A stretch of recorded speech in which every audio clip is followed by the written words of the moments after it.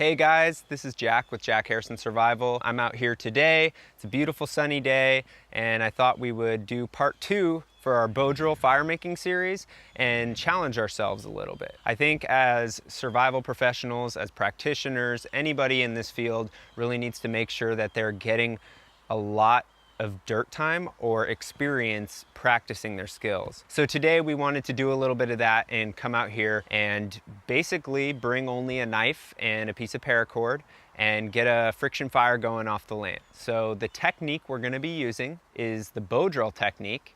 We've discussed that before. It's one of the easiest techniques of making fire by friction. Not to say that any of them are easy, but as far as techniques go, I would classify the bow drill as the beginner's technique. That being said, the bow drill is an amazing technique. I believe it illustrates human ingenuity and ultimately it gives us a mechanical advantage over the concept of friction. As far as the technique goes, it is probably the best friction fire making technique to get down first. It's not the hardest, like I said before, but it will work in the largest variety of environments. So basically, if you are in the worst possible scenario you could be in, given friction fire is possible, there are situations where it is just out of the question to attempt to rub sticks together to get fire. But say that we are out on the land and we're in a really cold and wet environment and we don't have ideal materials, but you know, we've been doing bow drill fire for 20 years. It's very possible to get a fire going in that scenario. If it is possible to get a friction fire going, you can do it with the bow drill. I believe the bow drill is the most versatile technique.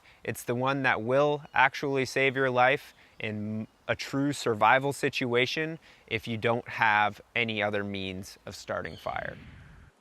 We're utilizing a bow and a bearing block or handhold to spin a spindle on top of a fireboard to create what is known as an ember. Most of the other techniques utilize brute strength to get the fire going. The first thing we need to do when building our bow drill kit is locate the right materials. There are a variety of opinions on what constitutes good bow drill or friction fire making materials. In my personal opinion is that any wood is possible to make fire. That being said, there are some universal attributes of woods that you can look for as a beginner or intermediate.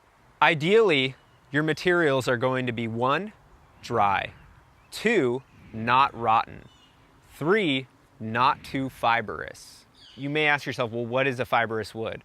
What constitutes a fibrous wood is just basically when you snap it, if the fibers stay locked together. In my particular region, I like to use woods like buckeye, big leaf maple, redwood, California bay, box elder, and a variety of other materials. As far as the density goes, you want to use the thumbnail test. And the thumbnail test is when you poke your thumbnail into the piece of wood, it creates a nice clean dent. You don't want it to cut into the wood nor crush the wood, because that can be an indicator that the wood is too soft or rotted to use. Dry, touch it to your cheek, your lower lip, put it up against places in your body that you are sensitive to moisture, and that should tell you very quickly whether or not the wood is dry. And in a wet scenario, you can look for larger pieces, and if you have a knife or some type of tool, you can enter those pieces by splitting into them to access the dry wood inside. And we'll do another video on that when the weather gets worse. Lastly, when you're looking for your materials, you want to try and find materials that nature has already created for you. Conservation of energy is huge in a survival situation and of the utmost importance, so you want to take the shortcut every opportunity you get. First thing that we're going to go ahead and do when we're building our bow drill kit is we're going to look for our spindle and our hearthboard. These are the two central pieces that you're going to have regardless of what friction fire making technique you're doing. They may have different names, but there's always going to be 2 sticks that are going to be rubbing on each other in one way or another to create friction fire. We're going to go ahead and walk over here to look for our spindle. You'll notice that this particular area is southern facing and basically just has a lot of sunlight. This area is exposed all day long. You'll notice when I break this branch off of the tree that it snaps cleanly. Not only that, buckeye has a tendency to rot. So you want to make sure that when you're breaking it off the tree, it doesn't turn into any powder or anything like that. So we'll take a look at the inside of this branch here, and you can tell the branch is not rotten and going to work really well. You'll notice this branch has a straight section, and we're gonna try and use that for our spindle, and a little bit of a wider section down low. If I were in a true survival situation and my life were on the line, or I needed to disinfect water and I needed this fire, then I would go ahead and grab multiple branches to have multiple candidates, different branches of different levels of degradation, and then I would go ahead and collect multiple bows, so on and so forth. Now we're going to go ahead and we're going to look for our handhold. The handhold can be made of many different materials. Today we're going to be using stone, and so I'm going to go ahead and poke around in the creek and look for a rock that will be suitable. When looking for stones to use for handholds, you're looking for one of two things. First off, the ideal situation is a stone that already has a hole in it for you. If you can't find a stone that does have a natural depression, then you're looking for a stone that is medium soft and then a harder stone to peck a depression. If you didn't have stone and stone wasn't available to you, or you didn't want to take the time to peck out a hole into a piece of stone, then you could go ahead and just look for a nice hard piece of wood. If your handhold is burning, you can go ahead and collect some sap from a conifer tree and use that as lubrication. A green piece of plant vegetation will also work for a very short period of time. Now that we have our spindle and our fireboard, our handhold, the last thing we need to get is our bow.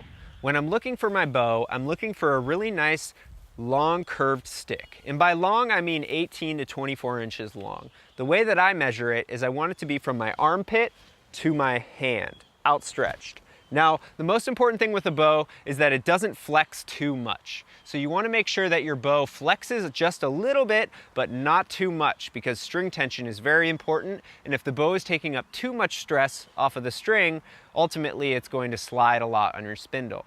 The only situation where you would want a bow that is flexing a whole lot is a situation in which you're using natural cordage of some kind. So I'm gonna go ahead and I'm gonna cut this branch here. It's got a nice curve in it. I'll clean it off, and then I'm gonna put some notches in it. You'll see that I'm putting a notch on the skinny end first.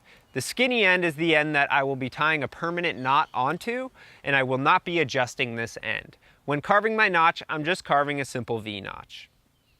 Now I'll go ahead and do the end where I'll be gripping the bow, which is the thicker end of the bow. Now that I've got my notches in place, I'm gonna go ahead and I'm gonna unwrap the paracord off of my knife sheath. For those of you who think I'm cheating here, yes, I am, but I do have this paracord with me, and I've got several more pieces of paracord. I usually utilize paracord either on my pack, as a belt, or wrapped around my knife sheath. I'll go ahead and I'll take this paracord and I'm going to tie it on the bow. And we'll start adjusting our bowstring tension once we have our spindle carved. So now that we have all of our parts and pieces, we're ready to carve out our kit. First thing I'm gonna go ahead and do is I'll put my points on my spindle. One thing to remember, always make sure the end that goes in your handhold has less surface area than the end that's going in your fireboard. You can check out my first video on bow drill for more information on that. Now what I'll go ahead and do is I've got my spindle carved, it's nice and straight. I'm gonna put a guide hole in my fireboard and burn my kit in. When I'm stringing my bow and figuring out my string tension, I'm gonna go ahead and make it taut, and that's part of the reason I like to have a bow with a little bit of flex. It seems to be easier for beginners, and it's easier for me to not have to constantly readjust the bow. You'll notice now when I'm stringing my bow, the spindle has a tendency to want to just go flying out if I let go of it.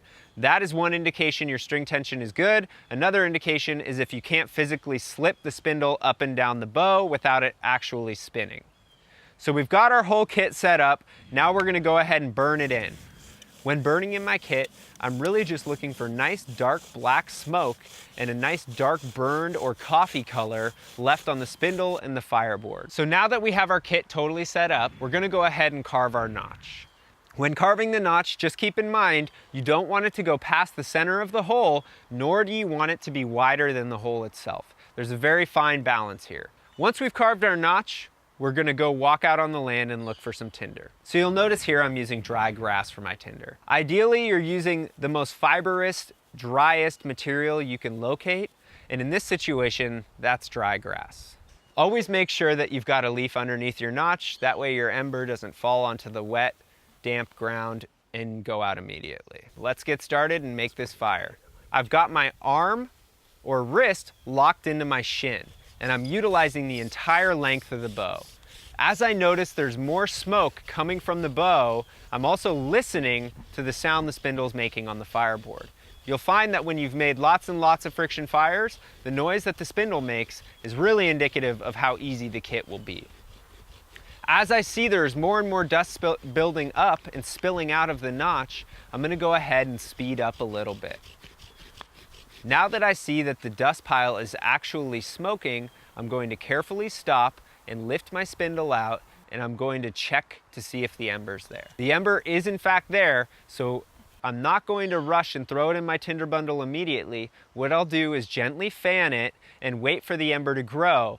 Once I've noticed that it's started to glow and grown in size, now I'm going to go ahead and I'll put it in my tinder bundle carefully and then wrap that ember up and start to give it air. Keep in mind that fire always goes up, right?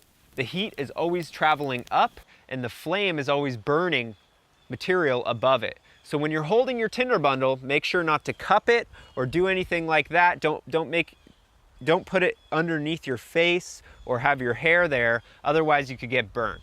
Keep in mind, if you're trying to light a fire structure, now's the time to put your tinder bundle in there and then blow it to flame. Disclaimer, as far as this video goes, we are focusing on a technique that requires years of practice. Regardless of how good you are at rubbing sticks together to make fire, please be humble, carry multiple ignition sources with you, and remember that Mother Nature is going to dictate how far your skills can take you.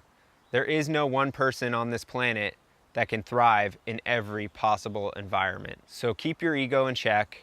That way you still have an ego and you don't die when you can't get a fire going out in the woods. Thank you guys for watching. I really appreciate all of the views and the support. If you enjoyed this video, please give it a thumbs up and subscribe. Also check out my Instagram page at Jack Harrison Survival. Hopefully I'll see you guys out in the woods, and in the meantime, keep practicing those skills.